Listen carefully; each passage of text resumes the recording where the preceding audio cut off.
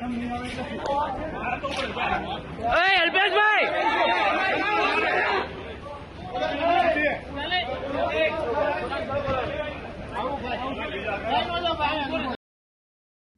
આગેવાન અલ્પેશ કથિરિયા અને પોલીસ વચ્ચે ખુલ્લેઆમ ધમાલ થઈ, દંડાવાળી થઈ, એકબીજાને ધક્કે ચડાવાયા, ગાળાગાળી થઈ અને અફરાતફરી મચી ગઈ.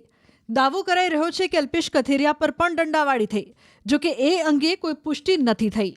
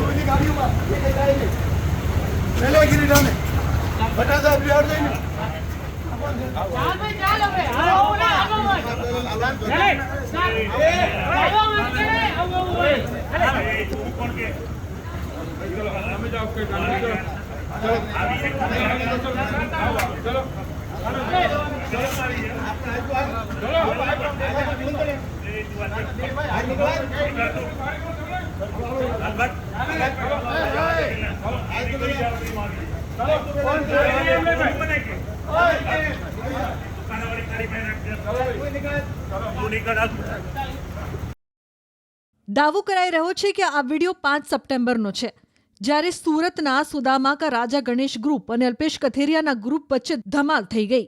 મામલો ઉગ્ર બનતા પોલીસ પણ પહોંચી. પોલીસના દાવા પ્રમાણે સ્થિતિ પર કાબૂ મેળવવા માટે હળવો બળપ્રયોગ કરાયો. આ દરમિયાન ધમાલ થઈ. વિડીયોમાં સ્પષ્ટ જોઈ શકાય છે કે અલ્પેશ કથિરિયા અને પોલીસ વચ્ચે જોરદાર ઘર્ષણ થયું. આ દરમિયાન કેટલાક લોકોને પોલીસે દંડા પણ ફટકાર્યા. કેટલાક લોકોએ પોલીસને પણ ધક્કે ચડાવી.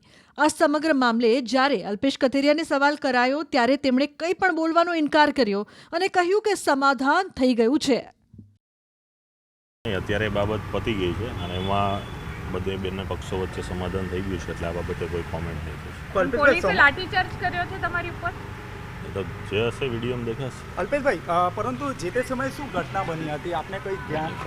કોમેન્ટ નો કોમેન્ટ. પોલીસને પૂછ્યું ને પોલીસ. અલ્પેશભાઈ, ખાસ કરીને શું ઘટના બની હતી, ખાલી ઘટના જાણવી છે. નો કોમેન્ટ ચેતનભાઈ, નો કોમેન્ટ. અમુક બાબત એવી હોય છે કે બાબતે બોલવાનું નથી હોતું. નો કોમેન્ટ. 4 દિવસ પછી આ વિડીયો વાયરલ કરવાનું કારણ હું થોડો કહી શકું કોની પાસે વિડીયો છે કઈ રીતે, તો જેની પાસે વિડીયો હોય જ કહી શકે ક્યાંથી આવ્યો શું આવ્યો.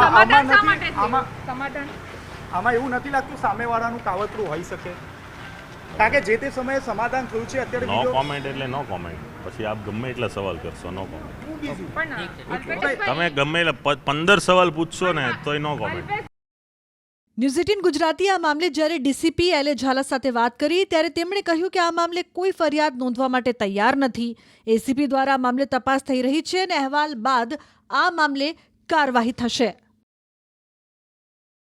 સામાન્ય કેસમાં પોલીસ ફરિયાદી બનતી હોય છે, કારણ કે પોલીસ સાથે ઘર્ષણ થયું છે, પોલીસે હલકો બળપ્રયોગ કર્યો છે. આવા કેસમાં પોલીસ ફરિયાદી થતી હોય છે અને બંને પક્ષ ઉપર કાયદેસરની કાર્યવાહી થતી હોય છે. પણ અહીંયા તો બંને વ્યક્તિઓ રાજકીય વગ ધરાવતા છે એટલે પોલીસ ચોક્કસ પોતાની કાર્યવાહીમાં ચૂક કરી રહી છે.